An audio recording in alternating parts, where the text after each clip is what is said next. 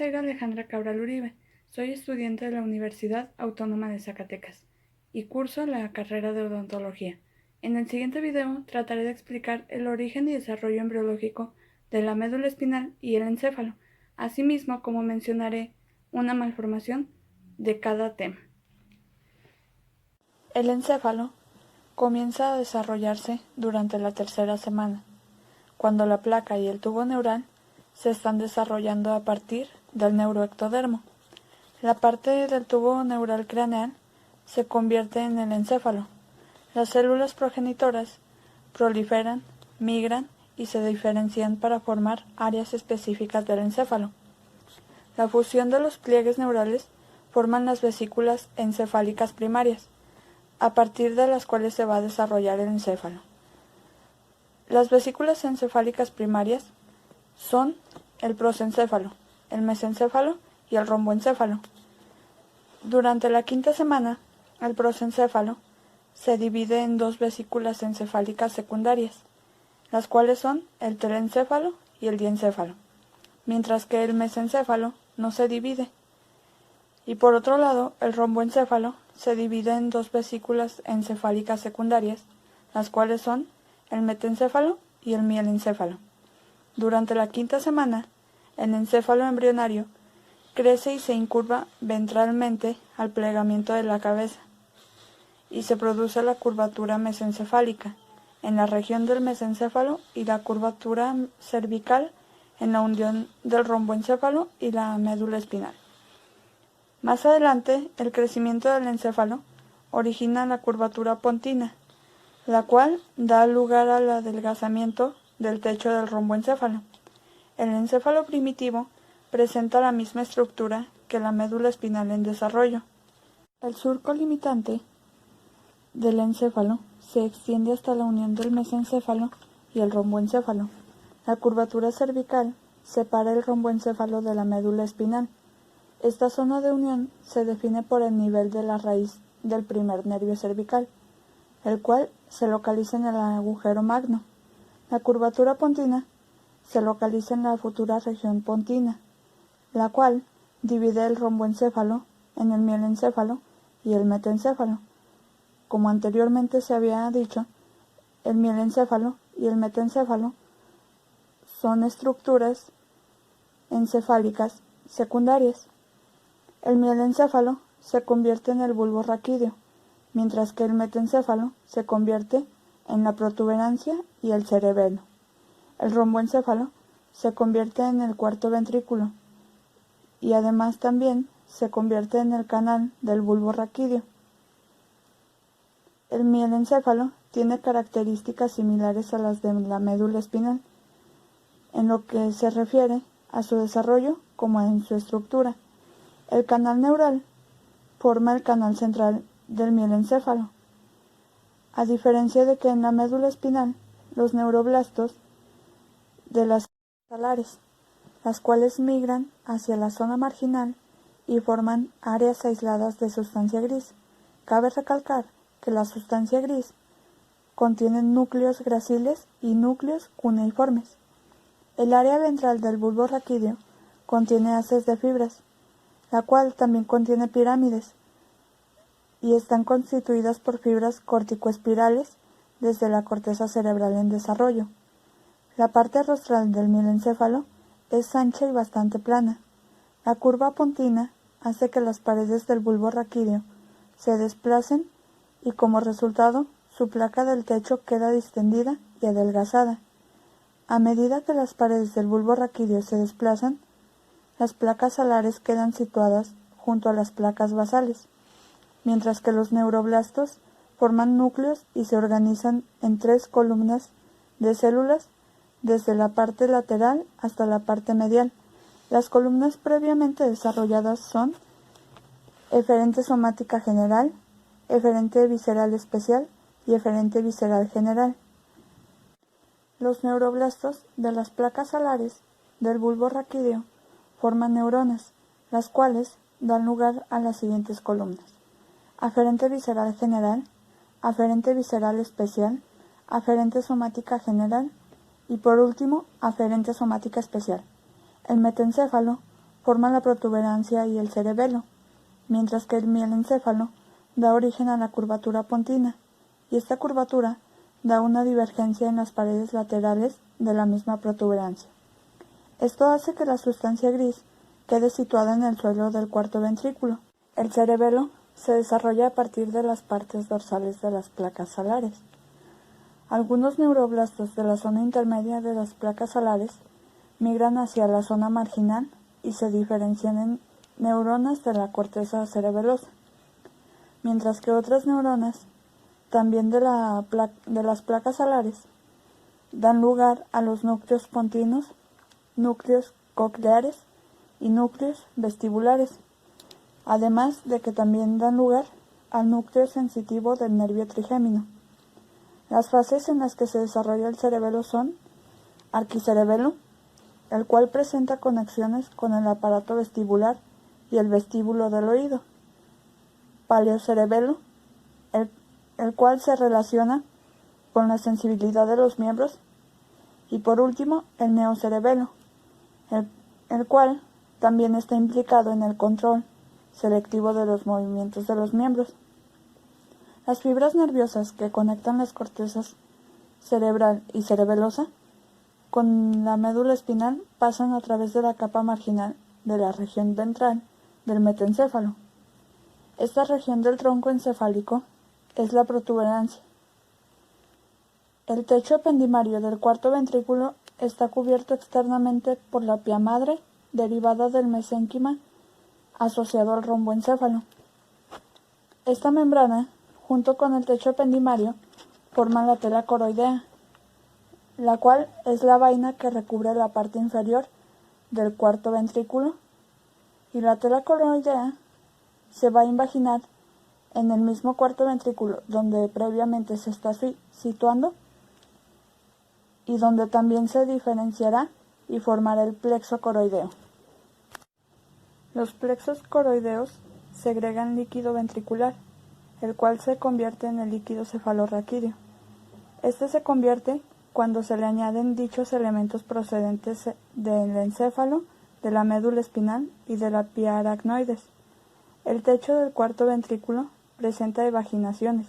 Estas evaginaciones se rompen y forman las aberturas medial y lateral, las cuales permiten la entrada del líquido cefalorraquídeo, y el cual es procedente del cuarto ventrículo en el espacio subaracnoideo. El revestimiento epitelial del plexo coroideo procede del neuroepitelio, mientras que el estroma se desarrolla a partir de las células mesenquimatosas.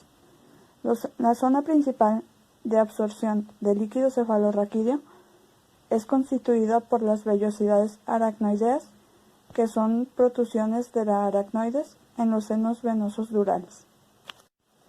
El mesencéfalo experimenta menos cambios, a excepción en lo que se refiere al romboencéfalo.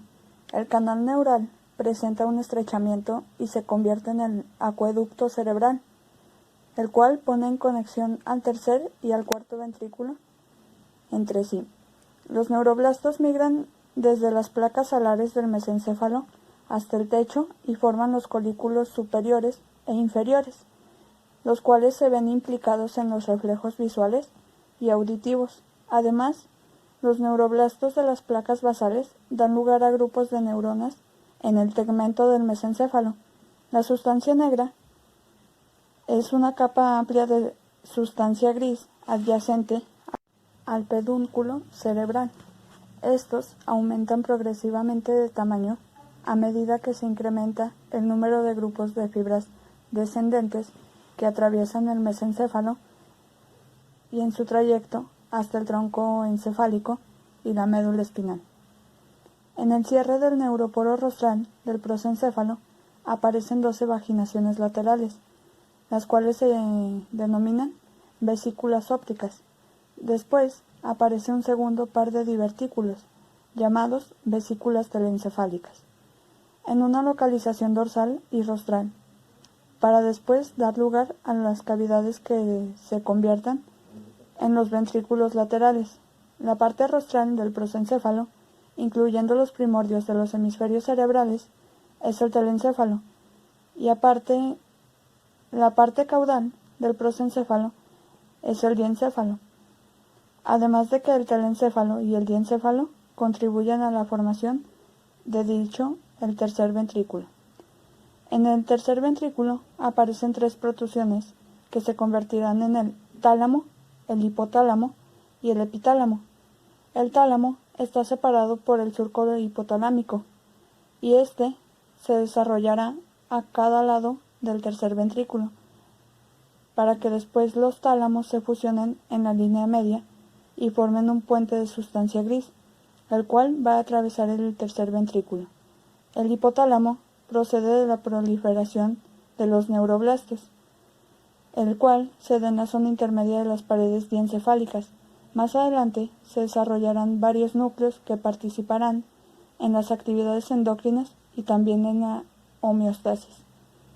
El epitálamo se desarrolla a partir del techo y de la parte dorsal del diencéfalo. Además, que la glándula pineal se desarrolla en forma de un divertículo medial, situado en la parte caudal del diencéfalo. La glándula pituitaria, que es la hipófisis, tiene un origen ectodérmico. La hipófisis se desarrolla a partir de dos orígenes embriológicos. Uno es la protrusión ascendente del techo ectodérmico del estomodeo, que dará lugar al divertículo hipofisiario.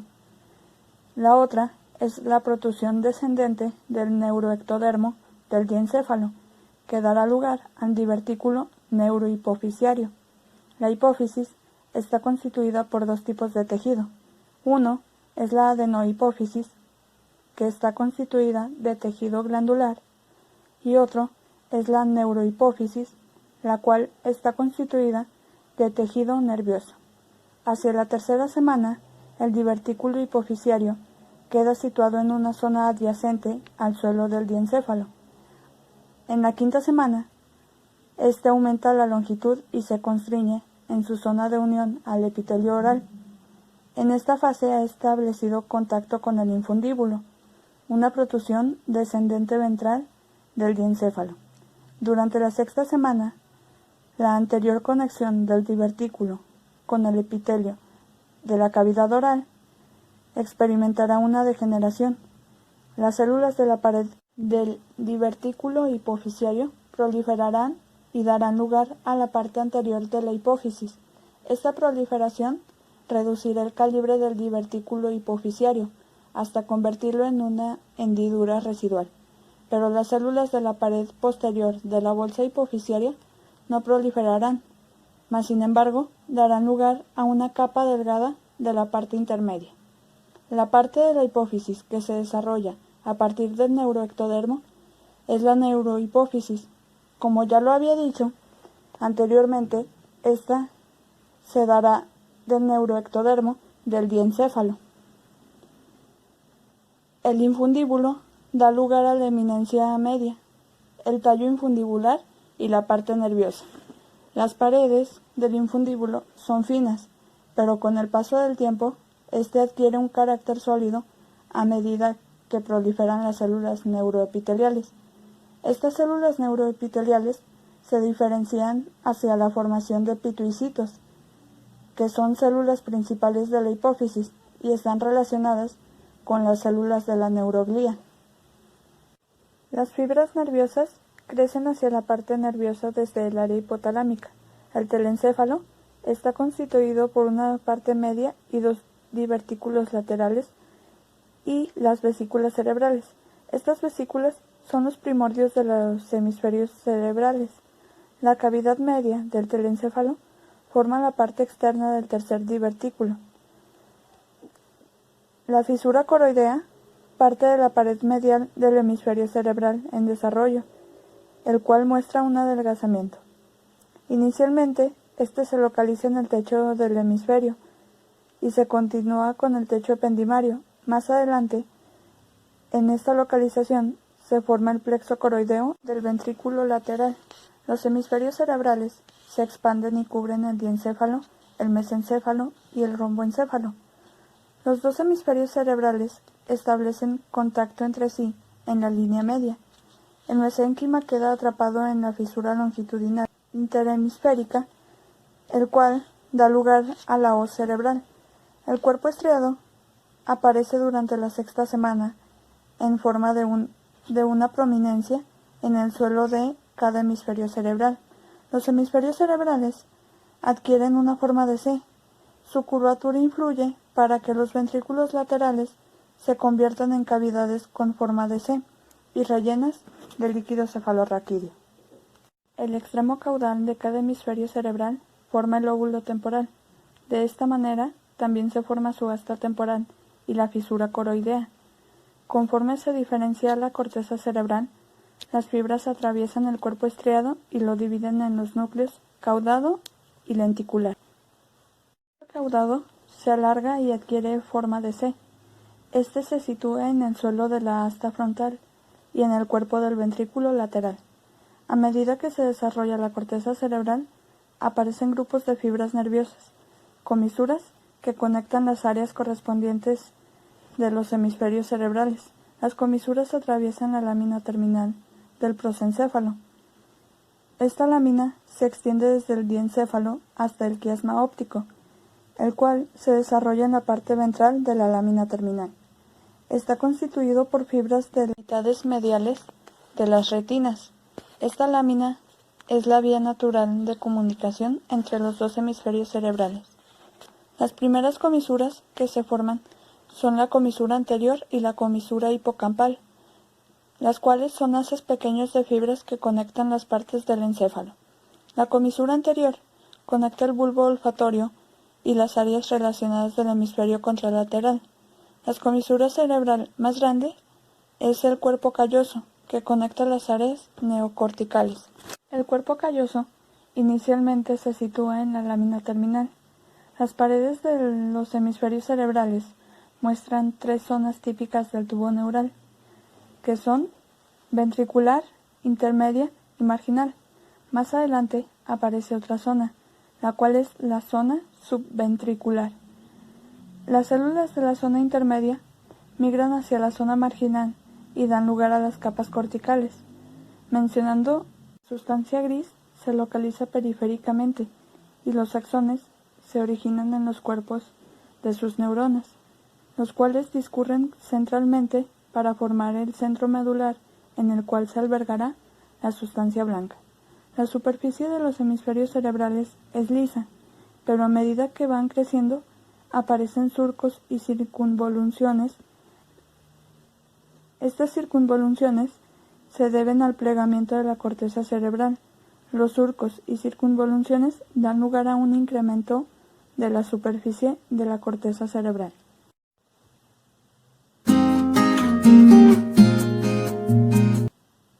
La médula espinal primitiva se desarrolla a partir de la parte caudal de la placa neural y de la eminencia caudal. El tubo neural caudal, al cuarto par de somitas, se transforma en la médula espinal. A las 9 y 10 semanas, solo queda un pequeño canal central en la médula espinal.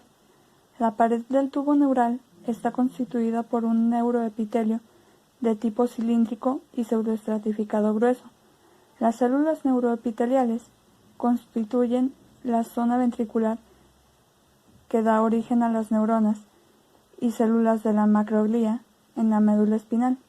Las células de la macroglía son los miembros de mayor tamaño de la familia de las células. Estas células abarcan los astrocitos y los oligodendrocitos. Poco después se reconoce una zona marginal constituida por partes externas de las células neuroepiteliales. Dicha zona se convierte gradualmente en la sustancia blanca, en la cual en su interior crecen los axones. Algunas células neuroepiteliales se diferencian hacia neuronas primitivas, las cuales son mejor conocidas como neuroblastos. Estos neuroblastos forman una zona intermedia entre las zonas ventricular y marginal.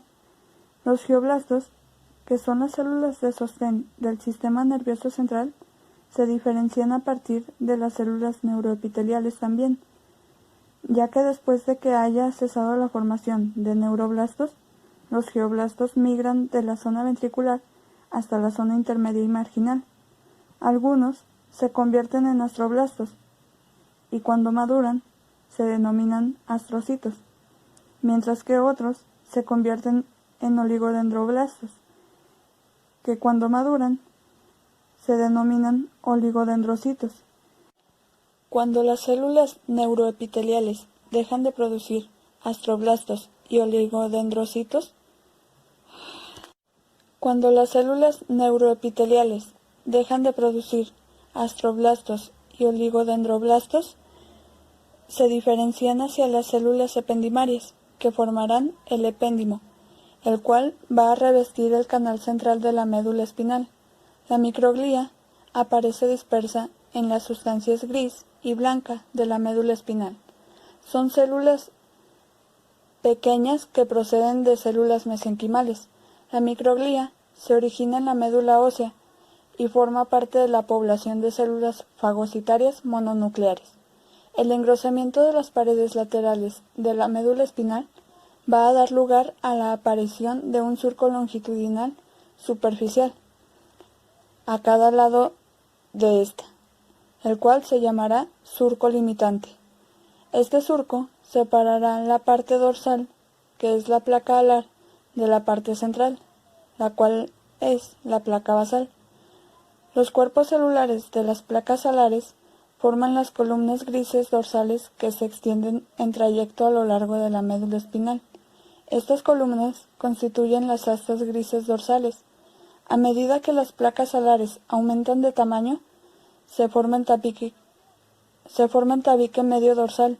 Los axones de las neuronas de astas anteriores crecen a lo largo de la médula espinal y forman las raíces ventrales de los nervios raquídeos. Mientras tanto, las placas basales dan lugar al abultamiento superficial de la médula espinal en un tabique medio ventral y un surco longitudinal profundo, el cual se llamará surco medio ventral. Las neuronas unipolares de los ganglios raquídeos proceden de las células de la cresta neural. Los axones de las células en los ganglios raquídeos son inicialmente bipolares, pero al poco tiempo se unen sus dos prolongaciones y forman una estructura en forma de T. Las prolongaciones centrales alcanzan la médula espinal y constituyen las raíces dorsales de los nervios raquídeos. Las meninges, que cubren la médula espinal, se desarrollan a partir de células de la cresta neural y del mesenquima durante los días 20 y 35. Estas migran hasta rodear el tubo neural, formando las meninges primitivas. La capa externa de estas meninges primitivas se engruesa y forma la dura madre. La capa interna está constituida por la pía madre y la aracnoides. En el interior de las leptomeninges aparecen espacios rellenos de líquido que va a coalescer y originar el espacio subaracnoideo. El líquido cefalorraquídeo comienza a formarse durante la quinta semana. Los nervios raquídeos pasan a través de los agujeros invertebrales situados a nivel de su origen. El extremo caudal de la médula espinal en el mismo feto se queda en niveles relativamente más altos. En el feto de 24 semanas se localiza en el nivel de la primera vértebra sacra. La médula espinal del recién nacido termina a la altura de las vértebras lumbares, segunda o tercera. En el adulto, la médula espinal suele acabar en el borde inferior de la primera vértebra lumbar. Las raíces nerviosas raquídeas, especialmente las de los segmentos lumbar y sacro, discurren desde la médula espinal hasta el nivel de la columna vertebral. El cono medular forma un haz de raíces nerviosas espinales que se denomina caudequina y que se origina a partir del ensanchamiento lumbosacro y del cual también se origina del cono medular de la médula espinal. La dura madre y la aracnoides finalizan generalmente en el nivel de la vértebra sacra 2.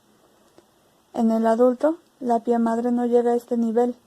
La pía madre forma una gruesa y larga banda fibrosa que se denomina filum terminal y que indica el nivel original del extremo caudal de la médula espinal embrionaria.